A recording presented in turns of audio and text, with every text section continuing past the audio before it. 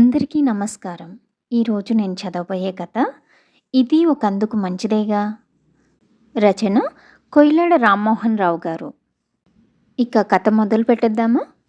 Bus ఆపండి, ఇక్కడ ఎవరైనా డాక్టర్లు ఉన్నారా అని ఆదుర్దాగా ఆనందం వేసిన కేకతో గాఢ నిద్రలో ఉన్నవారంతా ఉలిక్కిపడి లేచారు. డ్రైవర్ అసంకల్పితంగా బ్రేక్ నొక్కేసరికి బస్సు కీచుమని శబ్దం చేస్తూ ఆగిపోయింది. అందరూ ఆనందం చుట్టూ మూగారు. అతని పక్క సీట్లో ఉన్న మార్కండేయులు గుండెను పట్టుకొని రొప్పుతున్నాడు. ఒళ్ళంతా చెమటతో తడిసిపోయి ఉంది.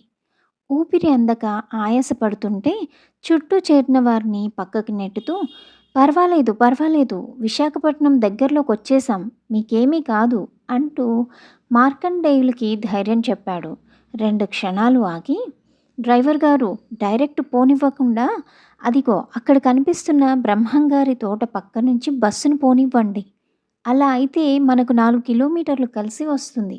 అంతేకాదు అలా వెళ్తేనే ఆసుపత్రికి దగ్గరవుతుంది అని బతిమాలుతూ అరిచాడు. కానీ అంటూ నసిగాడు డ్రైవర్. మీ రూల్స్ గురించి, రోడ్డు గురించి ఆలోచించకండి, మనిషి ప్రాణం ముఖ్యం అనేసరికి అందరూ అతనికి వత్తాసు పలికారు. డ్రైవర్ తలూపి బస్సుని పక్క రోడ్డులోకి మళ్లించాడు. ఆనందంతో సహా అందరూ ఊపిరి పీల్చుకున్నారు. ఎట్టకేలకు బస్సు ఆసుపత్రికి చేరింది.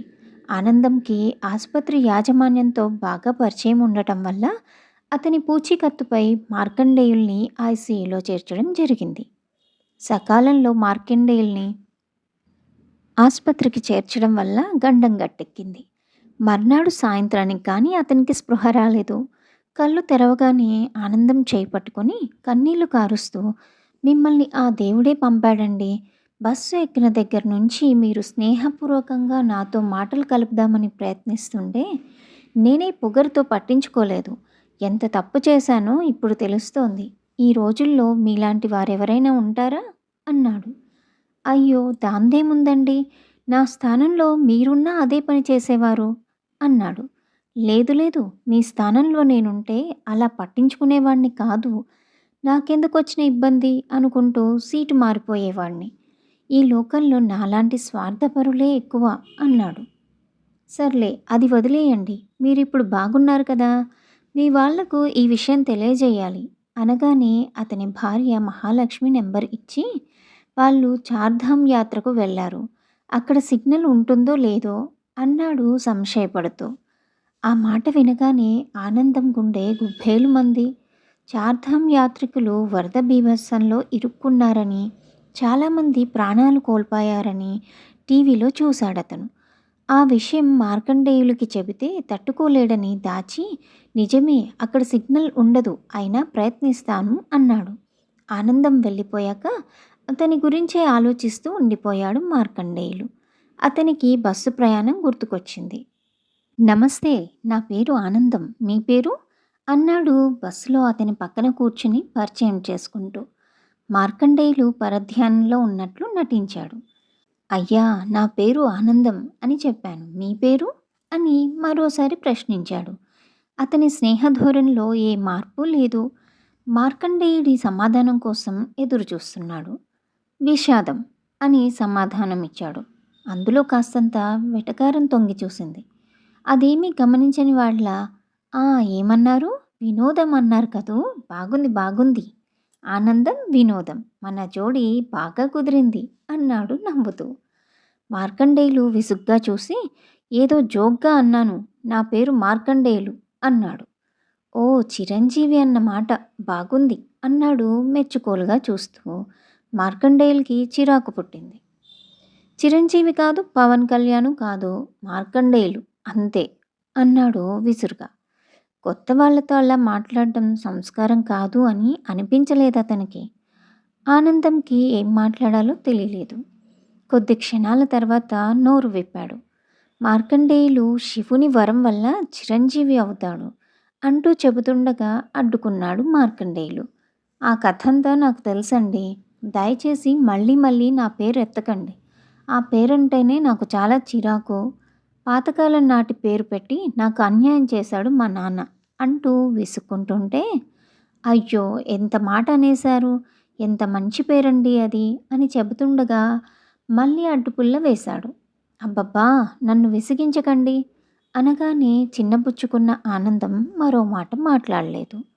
ఎవరితోనూ మాట్లాడకుండా ముంగిలా కూర్చోవడం ఆనందంకి కష్టంగా ఉంది. కబుర్లు చెప్పుకుంటూ ఎంత దూర ప్రయాణమైనా అవలీలగా చేసేయడం అతనికి అలవాటు. ఎప్పుడూ అలాగే జరిగేది. ఇలాంటి ఘటన తగలడం ఇదే మొదటిసారి. అయినా అతను నిరాశపడలేదు. పోనీ వేరే ఏదైనా టాపిక్ మార్చితే ఉపయోగం ఉంటుందేమో అన్న ఆలోచన వచ్చింది. సినిమాల ప్రస్తావన ఎత్తాడు. రోడ్డు మీద కనిపిస్తున్న బ్యానర్లను చూపిస్తూ పెద్దగా స్పందన లేదు. తర్వాత రాజకీయాల గురించి మాట్లాడాడు. కాస్త కదలిక కనిపించింది. ఏవో 2, 3 మాటలు మాట్లాడాడు. కోట అయిపోయినట్లుంది. మళ్ళీ సైలెంట్ అయిపోయాడు. టాపిక్ మార్చి క్రీడల గురించి మాట్లాడడం మొదలుపెట్టాడు. అందులోనూ అతను ఇంట్రెస్ట్ చూపించలేదు. అతనికి నేనెందుకో నచ్చలేదు. కారణం ఏమై ఉంటుంది అనుకుంటూ తలగొక్కున్నాడు ఆనందం. ఆ ప్రశ్నకు సమాధానం దొరక్క కానీ ఆ సమాధానం మార్కండేయులు దగ్గర ఉంది. బలిష్టంగా, ఆరోగ్యంగా, వయసు పైబడిన తరగని తేజంతో మెరిసిపోతున్న ఆనందం అంటే అతనికి అసూయ. అతనెందుకు అలా ఉన్నాడు? నేనెందుకు ఇలా ఉన్నాను? అనుకుంటూ గుండాపిండి అయిపోయాడు. ఇలా గతమంతా గుర్తు చేసుకురాగానే మనసు చేదుగా అయిపోయిందతనికి. ఛీ! ఎంత మూర్ఖంగా ప్రవర్తించాను. ఆయన మంచివాడు కాబట్టి ఇవేమీ మనసులో పెట్టుకోకుండా నన్ను ఆదుకున్నాడు అనుకుంటూ పశ్చాత్తాపంతో కుమిలిపోయాడు. ఆనందంకి అంతా అయోమయంగా ఉంది. తోటి ప్రయాణికుడు కదా అని మానవత్వంతో సాయం చేయడానికి ముందుకొచ్చాడు కానీ తాను చిక్కుల్లో పడే అవకాశం ఉందేమోనని గాబరా మొదలైంది. పాపం అతని కుటుంబీకులు ఏమైపోయారో. కర్మకాలి సొంత మనుషులను పోగొట్టుకుంటే ఈ వయసులో అతన్ని ఎవరు చూస్తారు? ఆసుపత్రి నుంచి డిశ్చార్జ్ చేశాక అతన్ని ఎక్కడుంచాలి? ఆసుపత్రి బిల్లు ఎలా కట్టాలి? ఇలాంటి ఆలోచనలతో అతని బుర్ర బద్దలైపోతుంది. ఆ రోజంతా ఫోన్ కోసం ప్రయత్నిస్తూనే ఉన్నాడు. ఏ ప్రయత్నమూ ఫలించలేదు. వాళ్ళందరూ ప్రాణాలు పోగొట్టుకున్నారేమోనన్న భయం అతన్ని ఆవహించసాగింది. బాగా డీలా పడిపోయాడు. కానీ సాయంత్రానికి వచ్చిన మెసేజ్ అతనిలో ధైర్యం నింపింది. సుమారు 15 మిస్డ్ కాల్స్ ఉన్నాయి. ఎవరు? అన్నది ఆ మెసేజ్ సారాంశం. వెంటనే బదులిచ్చాడు. మార్కండేయులు గారికి గుండెపోటు వస్తే ఆసుపత్రిలో చేర్చాము. ఇప్పుడు బాగానే ఉన్నారు. నేను ఆయన తోటి ప్రయాణికుణ్ణి. పేరు ఆనందం అని మళ్ళీ గంటన్నర తర్వాత కానీ మెసేజ్ రాలేదు. అదృష్టం బాగుండి అందరము ప్రమాదం నుండి గట్టెక్కాము. కానీ ఎప్పుడు తిరిగి వస్తామో చెప్పలేము.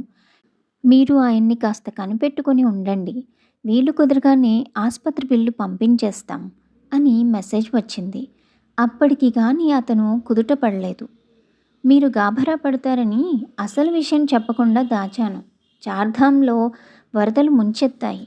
అయితే మీ వాళ్ళంతా క్షేమంగా ఉన్నారని సందేశం వచ్చింది. ఫోన్ మాత్రం కలవడం లేదు. ఈరోజు మిమ్మల్ని డిశ్చార్జ్ చేసేస్తున్నారు. కొన్ని రోజుల పాటు కదలకుండా విశ్రాంతి తీసుకోవాలని చెబుతున్నారు. ఈ పరిస్థితిలో మీరు ప్రయాణం చేయకూడదు. మీ వాళ్ళు వచ్చేంత వరకు కొన్ని రోజులు మా ఇంట్లో ఉండండి అన్నాడు ఆనందం. తన దుస్థితిని తలుచుకొని కన్నీరు కార్చాడు మార్కండేయులు. కాదని చెప్పడానికి అతనికి మరో దారి లేదు. కన్నీరు కారుస్తూనే తలూపాడు. అతను కన్నీరు తుడుస్తూ బాధపడకండి. కష్టాలు వస్తాయి పోతాయి. మనం ధైర్యంగా ఉండాలి అని సర్ది చెబుతున్న ఆనందానికి మనసులోనే 1000 దండాలు పెట్టాడు. ఆనందం బలవంతం మీద అతని ఇంటికి వచ్చాడే గాని అతని శ్రీమతి, పిల్లలు ఆదరిస్తారో లేక ముఖం మార్చుకుంటారో అన్న భయం అతన్ని ఆవరించింది. ఆనందం కొడుకు, కూతురు అమెరికాలోనూ, ఆస్ట్రేలియాలోనూ స్థిరపడ్డారని తెలిసేసరికి కొంత భయం వీడింది. ఆనందం శ్రీమతి వాసిని ఆదరంగా ఆహ్వానించడంతో మిగిలిన ఉన్న భయం కూడా పోయింది. అతని కళ్ళు మళ్ళీ చెమర్చాయి. మర్నాడు మహాలక్ష్మి భర్తతోనూ ఆనందంతోనూ ఫోన్లో మాట్లాడగలిగింది. విశాఖపట్నం చేరుకోవడానికి మరో వారం రోజులు పట్టవచ్చునని చెప్పింది. మార్కండేయులు గురించి దిగులు పడవద్దని భరోసా ఇచ్చాడు ఆనందం. ఆనందం ఇంట్లో గడిపిన వారం రోజుల్లో చాలా విషయాలు నేర్చుకున్నాడు మార్కండేయులు. జీవితాన్ని ఎలా గడపాలి, ముఖ్యంగా వార్ధక్యం వచ్చాక ఏ ఏ పనులు చేయాలి, 60 ఏళ్ళు దాటాక జీవితం ఎలా ఉండాలి, ఇలాంటి విషయాలన్నీ అతనికి అనుభవపూర్వకంగా తెలిసొచ్చాయి. ఇంతకాలం తానెంత అవివేకంగా బతికాడో అర్థమైంది. ఆ వాస్తవాలు గ్రహించగానే అతని కళ్ళలో నీళ్లు చిప్పిల్లాయి.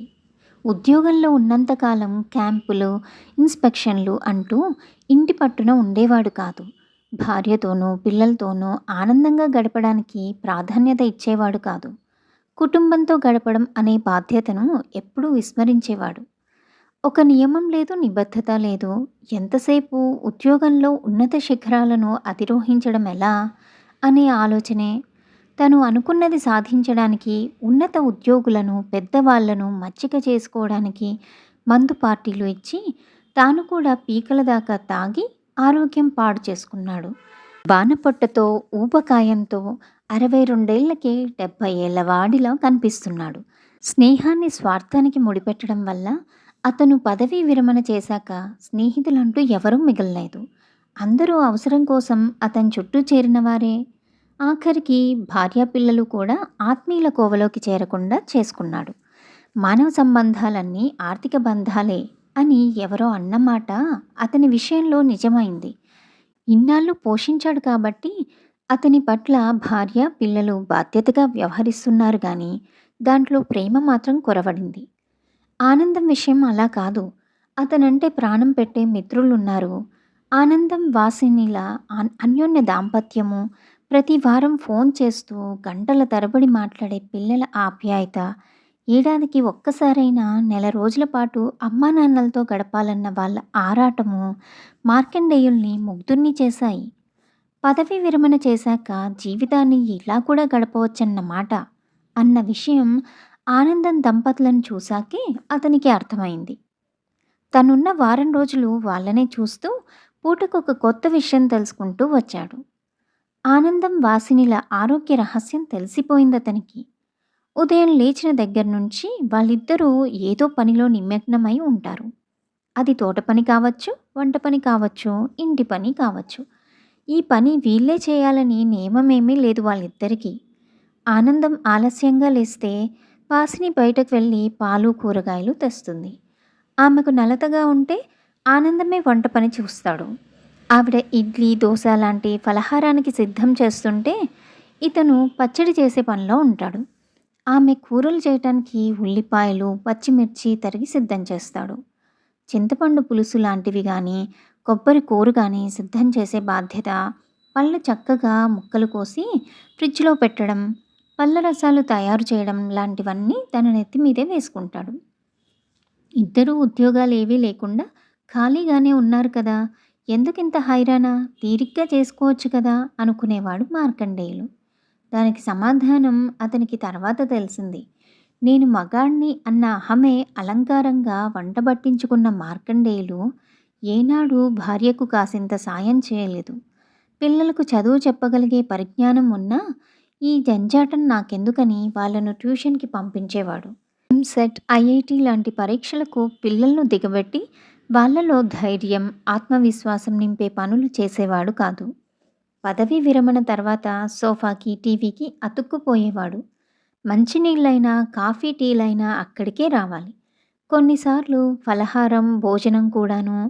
కానీ ఆనందం ఇంట్లో అంతా అందుకు విరుద్ధంగా ఉంది. అతనికి అయోమయంగా ఉంది.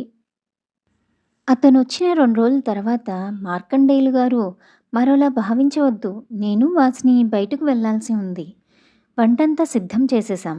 మా పనిపిల్ల మాలతి వడ్డించేస్తుంది. మీకు చెప్పడం మర్చాను.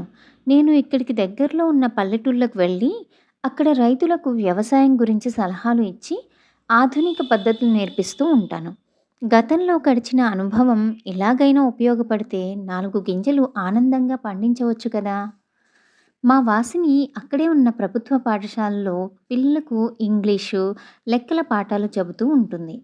ఊరికే ఇంట్లో ఉంటే ఏమి తోస్తుంది? సాయంత్రం 4 వరకు మాకిదే కాలక్షేపం. మీకిక్కడ అలవాటు కావటానికి 2 రోజులు నాగా పెట్టాం. ఇక బాగుండదు. వాళ్ళు మా కోసం ఎదురు చూస్తూ ఉంటారు. మీరేమీ అనుకోవద్దు. మిమ్మల్ని వదిలేసి వెళ్ళిపోతున్నామని. ఉచితంగా చేసే సేవైనా నిర్లక్ష్యం ఉండకూడదు కదా. టీవీ, ఏసీ లాంటి సౌకర్యాలన్నీ వాడుకోండి. ఇది మీ ఇల్లే అనుకోండి. మమ్మల్ని మాత్రం క్షమించేయండి అంటూ చేతులు జోడిస్తున్న ఆనందం వైపే చూస్తూ ఉండిపోయాడు, మాట పలుకు లేకుండా. ఉద్యోగ విరమణ చేశాక నేను ఏ పని చేయాల్సిన అవసరం లేదు. భారీగా పెన్షన్ వస్తుంది. బోలెడంత డబ్బు గడించాను. ఇన్నాళ్ళు గాడిదలా చాకిరీ చేసి అలసిపోయాను. ఇప్పుడు చక్కగా విశ్రాంతి తీసుకుంటాను. ఇక చేయడానికి మాత్రం ఏముంది అనుకుంటూ బతికేస్తున్న మార్కండేయులు కళ్ళు తెరుచుకున్నాయి. ఛ! నాది ఒక బతుకేనా?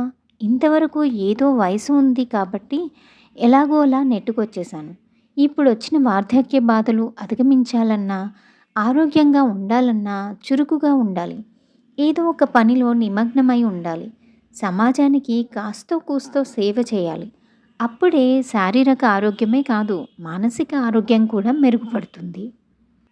ఏ పని పాట చేయకుండా సోమరిలా ఉండిపోతే ఒక నిరర్థకమైన వస్తువులా మిగిలిపోతాను. ఎందుకు పనికిరాని వాడినన్న ఆలోచనతో కుంగిపోతాను.